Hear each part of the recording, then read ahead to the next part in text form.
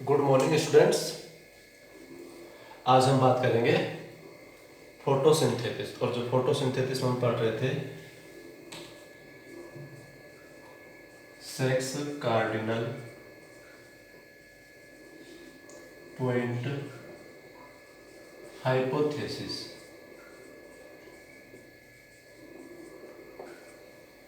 Sex cardinal hypothesis, cardinal बिंदु संकल्पना। Cardinal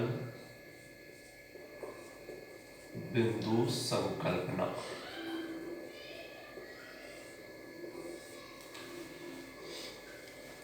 ये जो हाइपोथेसिस है, ये जो यहाँ पर जो संकल्पना है वो दी थी सेक्स ने।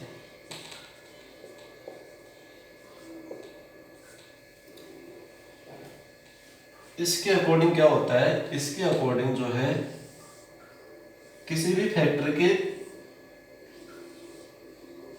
तीन अमाउंट होते हैं। किसी भी फैक्टर के जो फैक्टर होता है, अदरवाइज फैक्टर, उसके तीन जो अमाउंट होते हैं। एक तो होता है मिनिमम, एक होता है ऑप्टिमियम, ऑप्टिमम, और एक होता है मैक्सिमम। मतलब एक न्यूनतम, एक जो है अनुकूलतम, और एक होता है अधिकतम। किसी भी फैक्टर के तीन वैल्यू होते हैं। मिनिमम जो होता है उसका मतलब होता है कि फैक्टर जो होता है उस फैक्टर की वह अमाउंट, फैक्टर की वो अमाउंट जिस पर फोटोसिंथेसिस स्टार्ट होता है, जिस पर फोटोसिंथेसिस क्या होता है, स्टार्ट होता है, वो तो अमाउंट क्या रहेगा, मिनिमम। ऑप्टिमियम, अनुकूलतम जिसको कहते हैं, वह अमाउंट, फैक्टर का वो अमाउंट जिस पर फोटोसिंथेसिस जो है वो फोटोसिंथेसिस के रेट हाई हो, हाईएस्ट ज्यादा से ज्यादा हो, हाईएस्ट वो ज्यादा से ज्यादा हो, वो जो है वो ऑप्टिमियम होगा। और एक होता है मैक्सिमम। मैक्सिमम जो है फैक्टर का वो अमाउंट जिस पर जो फोटोसिंथेसिस होता है वो फोटोसिंथेसिस स्टॉप हो जाता है। तो इस तरह से कार्डिनल जो था, कार्डिनल पॉइंट जो हाइपोथेसिस है, उसमें सेक्स ने बताया कि कोई भी फैक्टर जो होते हैं इसके तीन जो अमाउंट होते हैं, इसमें मिनिमम, ऑप्टिमम और मैक्सिमम। मिनिमम पर स्टार्ट होती है, ऑप्टिमम जो होती है उस पर मैक्सिमम चलती है, हाईएस्ट रेट होती है, और मैक्सिमम जो अमाउंट होता है उस पर स्टॉप हो जाती है। तो ये था सेक्स कार्डिनल पॉइंट हाइपोथेसिस। इसके बाद स्टार्ट होता है फोटो रेस्पिरेशन। फोटो रेस्पिरेशन जो होता है,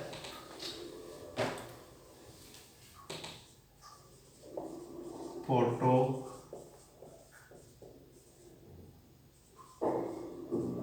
रेस्पिरेशन, प्रकाश श्वसन।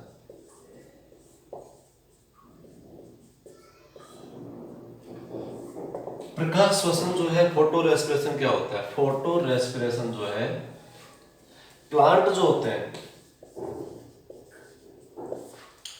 प्लांट जो होते हैं, इन प्लांट के जो फोटोसिंथेसिस जो पार्ट होते हैं, पार्ट ऑफ फोटोसिंथेसिस, प्लांट के फोटोसिंथेसिस जो पार्ट्स होते हैं, उन पार्ट में जो नॉर्मल जो रेस्पिरेशन होता है, नॉर्मल रेस्पिरेशन जो होता है उसके एक्स्ट्रा जो रेस्पिरेशन होगा, नॉर्मल रेस्पिरेशन के अदर एक्स्ट्रा जो रेस्पिरेशन होगा, जिसमें जो ऑर्गेनिक जो मटेरियल होते हैं उनका ऑक्सीडेशन होता है। ऑर्गेनिक मटेरियल क्या होता है, ऑक्सीडेशन। और ऑक्सीडेशन होने पर जो है CO2 तो रिलीज होती है, बट एनर्जी जो होती है वो एनर्जी प्रोड्यूस नहीं होती है। नॉर्मल रेस्पिरेशन के अदरवाइज जो रेस्पिरेशन होता है उस रेस्पिरेशन में ऑर्गेनिक मटेरियल का ऑक्सीडेशन होता है, ऑक्सीकरण होता है, और जिससे जो है CO2 तो रिलीज होती है बट एनर्जी जो है वो रिलीज नहीं होती है, एनर्जी प्रोड्यूस नहीं होगी। वो होता है फोटोफॉस्फोरेशन, फोटो रेस्पिरेशन। और फोटो रेस्पिरेशन जो होता है वो मिलता है C3 प्लांट में। किसमें मिलता है? C3 प्लांट में मिलता है। फोटो रेस्पिरेशन जो है इसको सबसे पहले जो फर्स्ट टाइम जो फोटो रेस्पिरेशन को जो रिपोर्ट किया था वो किया था क्रॉटकोव ने। फर्स्ट टाइम जो इसको रिपोर्ट किया था वो किसने किया था? क्रॉटकोव ने। क्रॉटकोव जो था उसने फोटो रेस्पिरेशन को जो है सबसे पहले रिपोर्ट किया था फर्स्ट टाइम। फोटो रेस्पिरेशन में होता क्या है कि इसमें जो रूबिस्को जो एंजाइम होता है, ये रूबिस्को एंजाइम जो है वो CO2 की हाईएस्ट जब अमाउंट रहता है, हाईएस्ट अमाउंट ऑफ CO2, तब तो ये कार्बोक्सिलेज की तरह बिहेव करेगा। और जब O2 की कंसंट्रेशन ज्यादा होती है, O2 का अमाउंट ज्यादा होता है, तो हाईएस्ट अमाउंट O2 जो होता है उसमें ये ऑक्सीजनेज की तरह बिहेव करता है। ऐसी कंडीशन में जो है जब O2 की कंसंट्रेशन ज्यादा हो जाती है तो O2 की कंसंट्रेशन होने पर रूबिस्को जो है वो रूबिस्को ऑक्सीजनेज की तरह जो फंक्शन करेगा, और उस कंडीशन में 3PGA ने बन करके फास्फोग्लिसरिक एसिड ने बन करके, और इसमें बनता है फॉस्फोग्लाइकोलिक एसिड जो 2 कार्बन वाला होता है, जबकि PGA कैसा है? 3 कार्बन वाला है, जबकि इसमें जो है फॉस्फोग्लाइकोलिक एसिड बनता है जो 2 कार्बन वाला होता है, इसलिए इसको जो है C2 साइकिल भी कहते हैं। Called is C2 cycle. किसको? फोटो रेस्पिरेशन को। ये जो C2 साइकिल था इसके बारे में जो है बताया था टीओ जो साइंटिस्ट था उस टीओ ने जो है C2 साइकिल के बारे में बताया था, और वो कब होता है? जब फोटो रेस्पिरेशन होता है। ये हुआ फोटो रेस्पिरेशन। अब आता है इफेक्टिंग फैक्टर ऑफ फोटोसिंथेसिस, प्रकाश संश्लेषण को प्रभावित करने वाले कारक। Affecting factor of photosynthesis. Affecting जो फैक्टर होते हैं वो 2 टाइप्स के होते हैं। एक तो होता है एक्सटर्नल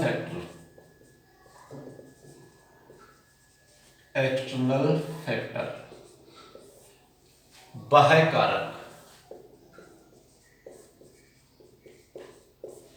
एक्सटर्नल फैक्टर जो आता है जैसे कि जो है लाइट, फर्स्ट आता है लाइट, सनलाइट जो होती है वो।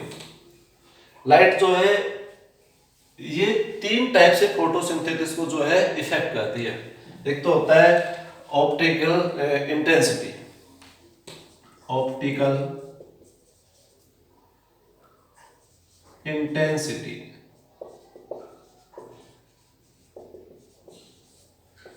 प्रकाश तीव्रता।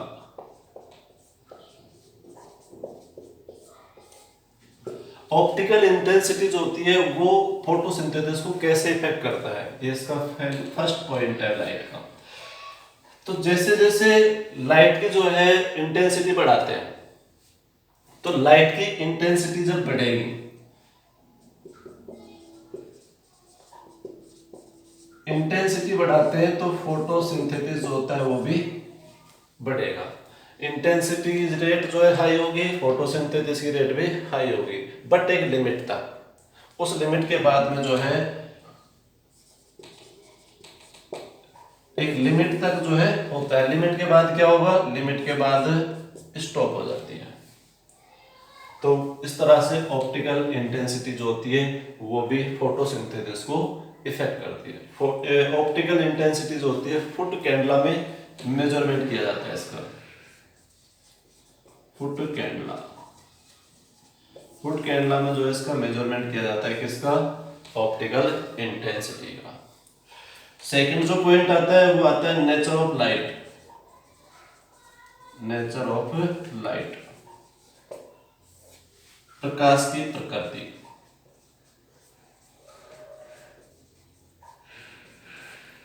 नेचर ऑफ लाइट जिसमें हमने पहले भी पढ़ा था, नेचर ऑफ लाइट इसमें विजिबल स्पेक्ट्रम जो होता है, विजिबल स्पेक्ट्रम जो पढ़ा था विबग्योर जो हमने पढ़ा था। तो नेचर ऑफ लाइट जो होता है इसमें जो है फोटोसिंथेसिस जो है वो फोटोसिंथेसिस रेड ब्लू जो होता है उसमें हाईएस्ट होती है। मतलब रेड में फोटोसिंथेसिस जो है रेड कलर में सबसे ज्यादा होती है, ब्लू कलर जो होता है उसमें फोटोसिंथेसिस लो होती है। तो हाई तो किस में होगी, रेड कलर में, और लो किस में होगी, ब्लू कलर में। तो ये तो फोटोसिंथेसिस का स्पेक्ट्रम होता है। जब बट जो सनलाइट अब्जॉर्प्शन जो होता है, अब्जॉर्प्शन जो होता है वो ब्लू कलर का सबसे ज्यादा होता है, रेड कलर का कम होता है।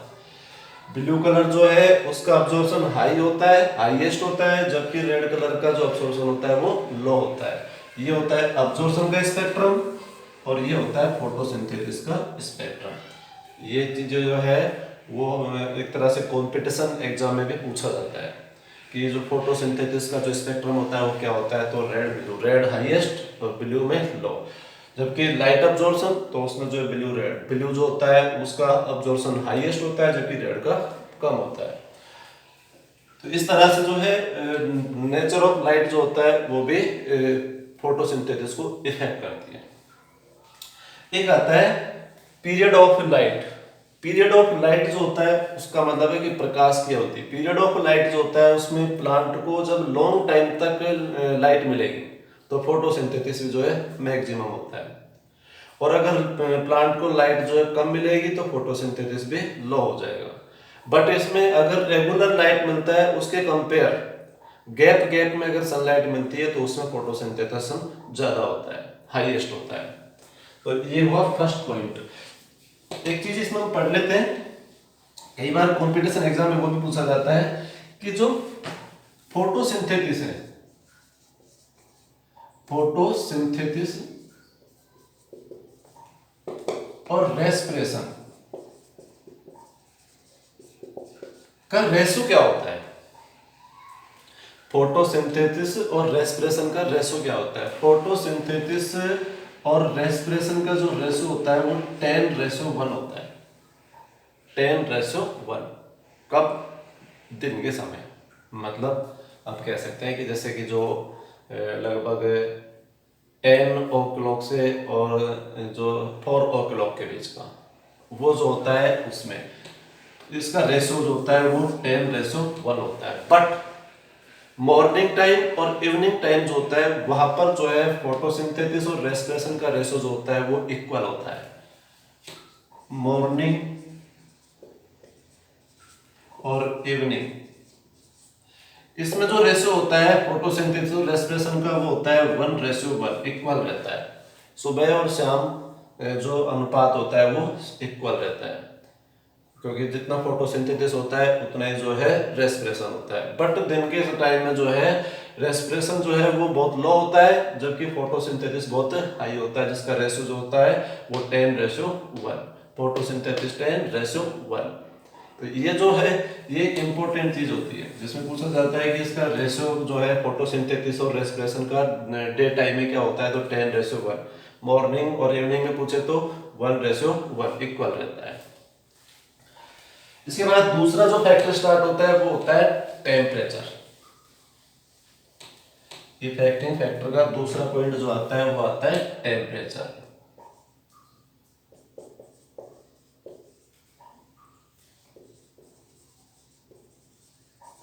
टेम्परेचर जो होता है फोटोसिंथेसिस के लिए जो ऑप्टिमम टेम्परेचर जो होता है वो ऑप्टिमम टेम्परेचर लिया जाता है 20 से 35 डिग्री सेल्सियस। ये फोटोसिंथेसिस के लिए ऑप्टिमम टेम्परेचर है। अनुकूल जो तापमान है प्रकाश संश्लेषण के लिए वो कितना है, 20 से 35 डिग्री सेल्सियस। इस टेम्परेचर पर फोटोसिंथेसिस जो है वो बेस्ट होता है, हाईएस्ट होता है। अगर मान लो इस टेम्परेचर को बढ़ाए, इस टेम्परेचर में जो है ग्रोथ कर देते हैं, तो ग्रोथ करने पर जैसे मान लो 35 डिग्री सेल्सियस टेम्परेचर था, इसमें 10 डिग्री और जो है ग्रोथ कर दिया, तो फोटोसिंथेसिस जो है वो फोटोसिंथेसिस की रेट बढ़ जाएगी वन टाइम तक, एक लिमिट तक, तो बाद में जो है आफ्टर जो है क्या होगा, स्टॉप हो जाती है।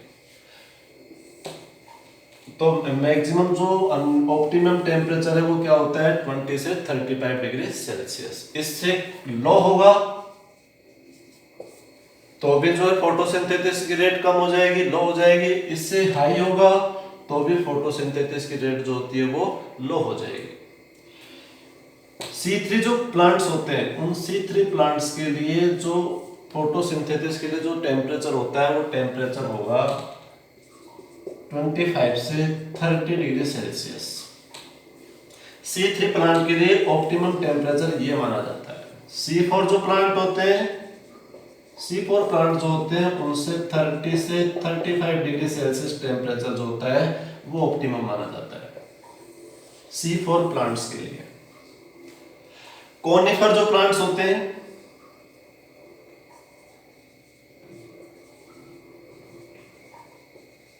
कोनिफर प्लांट जिनको हम जो कहते हैं शंकुधारी पादप,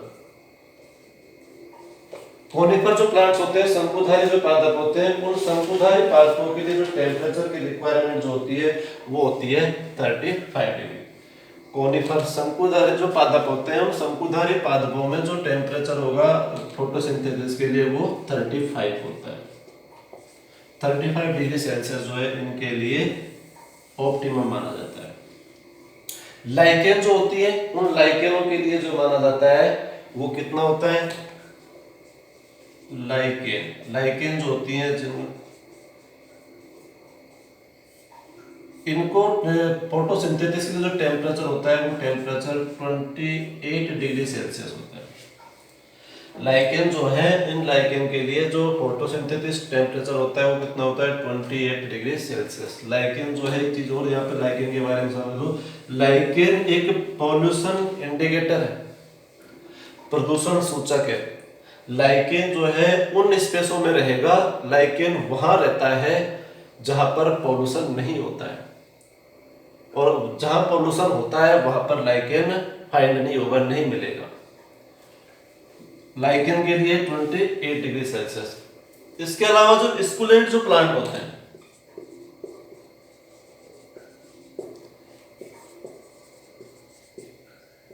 मांसल पादप, मांसलोद्भिद जो होते हैं, स्कुलेंट जो पादप होते हैं, उन स्कुलेंट पादपों के लिए जो टेम्परेचर होता है वो होता है 58 डिग्री सेल्सियस। स्कुलेंट प्लांट्स, मांसल पादप जो होते हैं उनके लिए टेम्परेचर कितना होता है 58 डिग्री सेल्सियस तक जो है टेम्परेचर मिलता है। ब्लू ग्रीन एल्गी जो होते हैं उनके लिए हाईएस्ट जाता है, जैसे कि थर्मस एक्विटिस होता है उसके लिए तो लगभग 75 डिग्री सेल्सियस टेम्परेचर होता है फोटोसिंथेसिस के लिए। बट नॉर्मल जो है C3 प्लांट के लिए तो कितना जो टेम्परेचर चाहिए होगा 25 से 30 डिग्री। C4 प्लांट के लिए 30 से 35। कोनिफर प्लांट जो शंकुधारी पादप होते हैं उनके लिए 35 डिग्री, और जो लाइकेन जो होती है उनके लिए 28 डिग्री सेल्सियस। लाइकेन जो है वो पॉल्यूशन इंडिकेटर का भी तो काम करती है। तो ये हुआ टेम्परेचर। थर्ड जो पॉइंट आता है वो आता है CO2।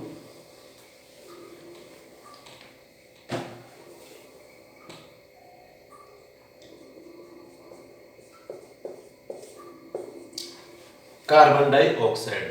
एनवायरमेंट में CO2 का जो परसेंटेज होता है, CO2 की जो अमाउंट होती है वो होती है 0.03%। एनवायरमेंट में इसकी जो वैल्यू है वो इतनी होती है।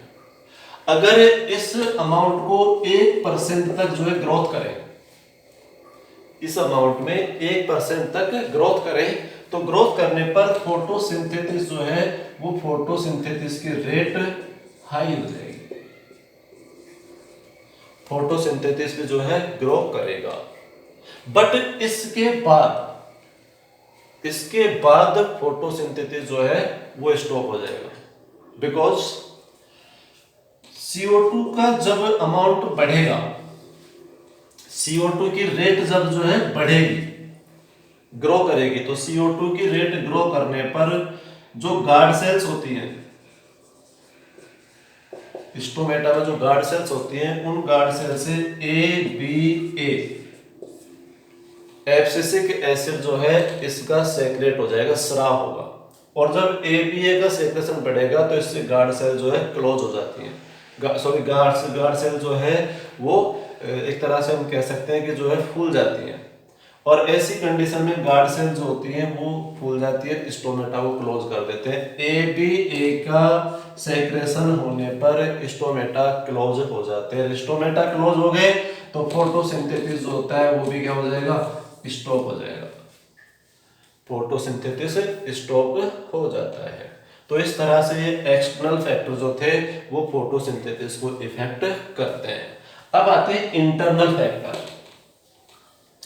इंटरनल जो फैक्टर होता है वो भी फोटोसिंथेसिस को जो है इफेक्ट करता है।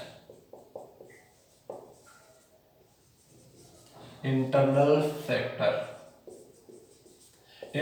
फैक्टर जो होता है उसमें एक तो आती है एज, प्लांट की जो है एज जो होती है, जो यंगेस्ट जो प्लांट होते हैं उन यंगेस्ट प्लांट में जो है फोटोसिंथेसिस की रेट हाई होती है, बट जो एक तरह से जो ओल्ड एज जो प्लांट होते हैं उन ओल्ड एज प्लांट में जो है फोटोसिंथेसिस की रेट जो है वो लो हो जाती है।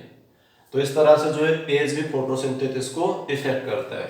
दूसरा जो पॉइंट आता है वो आता है लीफ का जो है उसकी internal structure,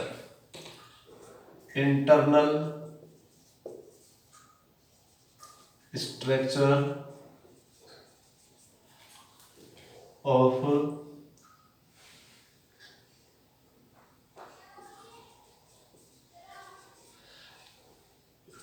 leaf, internal structure of leaf. तो ये जो है इसमें एक तो स्टोमेटा जो होते हैं उन स्टोमेटा के नंबर जो होते हैं वो भी इसको जो है इफेक्ट करते हैं फोटोसिंथेसिस को। दूसरा जो है स्टोमेटा जो होते हैं उनकी स्ट्रक्चर, और तीसरा जो है स्टोमेटा जो होते हैं उनके ओपन एंड क्लोज होने की जो है प्रोसेस वो इफेक्ट करती है। दूसरा लीफ जो होती है उस लीफ की जो स्ट्रक्चर और लीफ जो है उस लीफ का लाइट का जो डिस्ट्रीब्यूशन होता है, लीफ पर जो लाइट का डिस्ट्रीब्यूशन होगा वो भी फोटोसिंथेसिस को इफेक्ट करता है। CO2 का जो डिस्ट्रीब्यूशन होता है वो भी जो है इफेक्ट करता है। और जो थर्ड जो फैक्टर आता है वो आता है storage food of photosynthesis product. Photosynthesis जो प्रोसेस होती है उसमें जो फूड स्टोर होता है वो, जब प्लांट के फोटोसिंथेसिस पार्ट्स में फूड का स्टोर ज्यादा हो जाता है तो इस कंडीशन में फोटोसिंथेसिस की रेट जो है वो लो हो जाती है, फोटोसिंथेसिस जो है वो रुक जाता है, स्टॉप हो जाता है। तो इस तरह से ये इंटरनल जो फैक्टर थे, एज, स्ट्रक्चर ऑफ लीफ और इसके अलावा जो है फूड प्रोडक्ट, स्टोरेज जो फूड होते हैं वो।